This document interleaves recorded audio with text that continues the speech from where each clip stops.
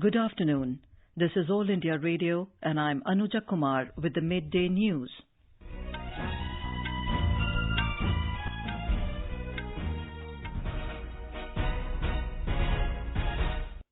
The headlines.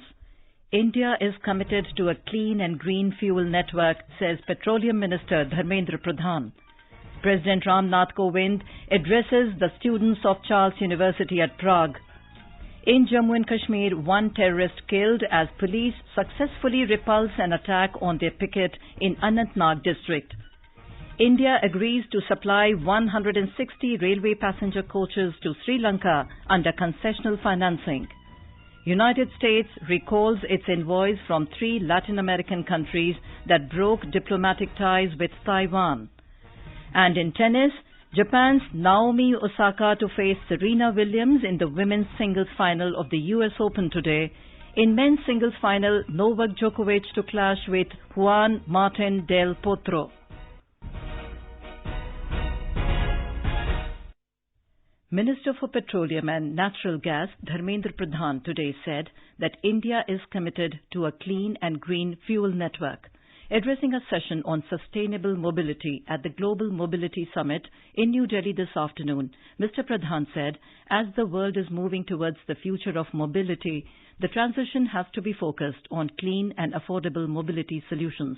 He said, India's transportation has to be driven by public transport. He added that the mindset of the younger generation is shifting from owning a car to owning a ride. The minister said Delhi Metro is a remarkable example for a city embracing its public transport. Mr. Pradhan said there is an expectation that electric vehicles will become more affordable and eventually act as major disruptor to oil demand. He, however, said the pace is unpredictable and the government believes that moving to cleaner fuels will be more beneficial for long-term mobility enhancement. The minister said India's hydrocarbon consumption, primarily petrol and diesel, is growing at 5% per annum and it is one of the fastest in the world. He said India's current consumption of 4.5 million barrels of oil per day is projected to grow to more than 10 million barrels by 2035. Mr. Pradhan also shared his views on the transition in global mobility scenario, the bearing it has on the oil and gas companies, and the future of mobility in India. Addressing the summit, Housing and Urban Affairs Minister Hardeep Puri has said that robust public transport system is the need of the hour. Mr. Puri said, urbanization is taking place rapidly in India and it is important for the country to have better transport facilities. The minister said there is a further need to improve Delhi Metro system to support urbanization. He added that efforts are on to provide more and better public transport and that policies have to be enforced effectively in this direction. He said the centre is committed to expanding the metro system in Delhi. What we are embarked on doing just now is to build a world-class asset, the metro system. Delhi Metro today is a world-class asset, is comparable in terms of efficiency, comfort and in security. It would compare favorably with any metro system in the world. President Ram Nath Kovind has said the cooperation among different disciplines presents a great opportunity to rediscover aspects of ancient Indian wisdom that can solve many of our contemporary problems. Speaking at the Charles University in Prague, the capital of Czech Republic today, the President said that studies on yoga have confirmed the positive impact it has on human health and well-being. He expressed happiness at yoga and Ayurveda receiving overwhelming support and interest in the Czech Republic. Mr. Kovind said the ambit of Indology today has become much broader and it exemplifies how specialists across disciplines often come together to offer a deeper understanding of Indian culture and civilization. Our correspondent covering President's visit has filed this report. Speaking at the Charles University in Prague, President Ram Nath Kovind recalled the association of Gurudev Rabindranath Tagore with this centuries-old center of learning. He spoke about the scholars from Charles University who translated works from Sanskrit and other Indian languages into European languages and helped a deeper understanding of ancient Indian wisdom. Rajesh Jha, AIR News, Prague. The two-day meeting of BJP National Executive began in New Delhi this morning. The party's office bearers are now holding a meeting in the presence of party President Amit Shah. Mr. Shah will deliver inaugural address of the National Executive Meet in the presence of the top party leaders, including Prime Minister Narendra Modi, later today. The executive will pay tribute to the former Prime Minister Atal Bihari Vajpayee. The meeting will be attended by all national and state executive members. Prime Minister Modi is scheduled to give the valedictory speech tomorrow. Briefing the media yesterday, party spokesperson Shahnawaz Hussain said this will be the first meeting of the party's national executive after the death of its stalwart Atal Bihari Vajpayee. Mr. Hussain said that the executive will discuss all the topical issues. Current issues, upcoming assembly elections and general elections of 2019 are expected to be on the agenda.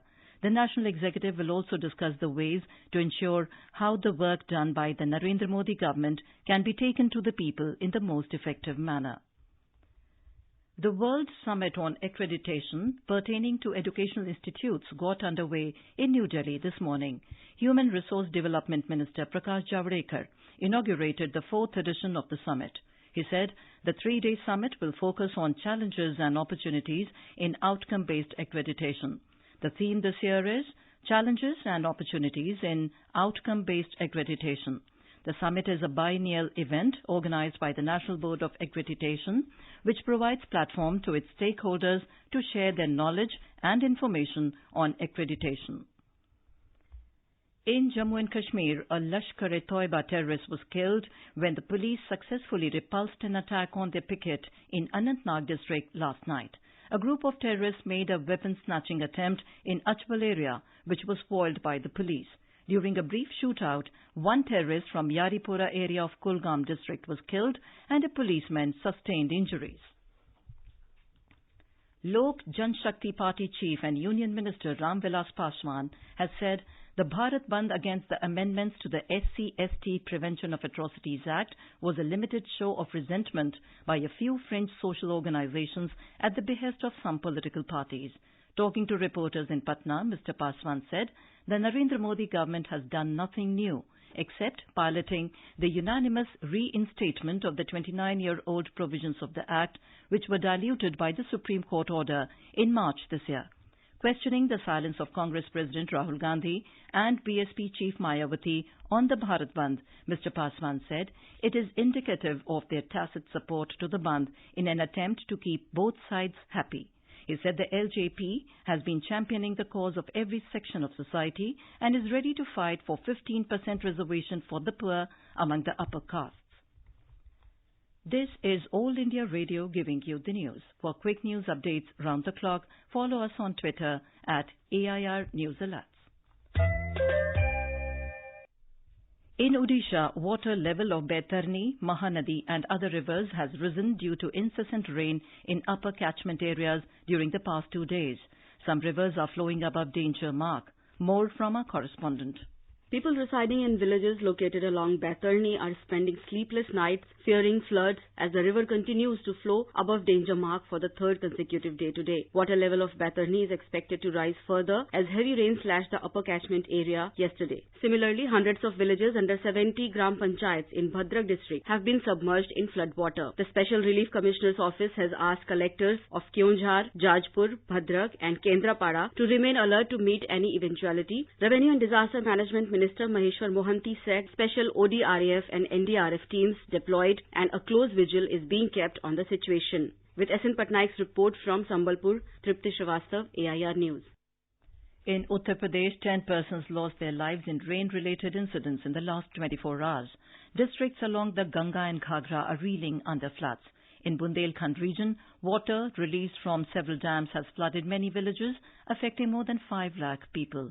The Met Department has predicted heavy rain in many parts of the state in coming days. More from our correspondent.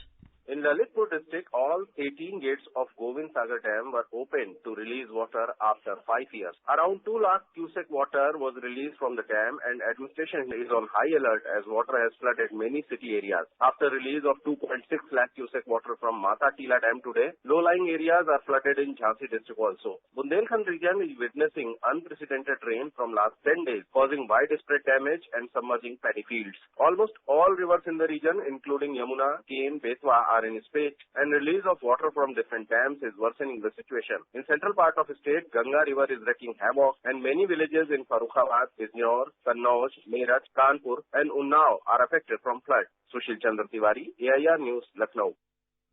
India has agreed to supply 160 railway passenger coaches to Sri Lanka, valued at around $82 million under concessional financing. The agreement to supply coaches custom-made in India was signed between Rail India Technical and Economic Service Rights Limited of India and the Sri Lankan government in Colombo last evening. More from our Colombo correspondent. India had committed a line of credit for $1.5 billion to Sri Lanka during Prime Minister Narendra Modi's first visit in 2015. Most of the concessional loan has been used for infrastructure development in Sri Lanka, including construction of railway lines to Jaffna and Thalai Mannar in northern province, inhabited by majority of Tamils. The current deal will give a further boost to rail modernization in Sri Lanka, as the agreement provides for supply of modern coaches suited to Sri Lanka needs. India's total development assistance to Sri Lanka amounts to around $2.8 billion and are meant to partner with people-oriented connectivity projects in the neighboring country. Santosh Kumar for AIR News from Colombo.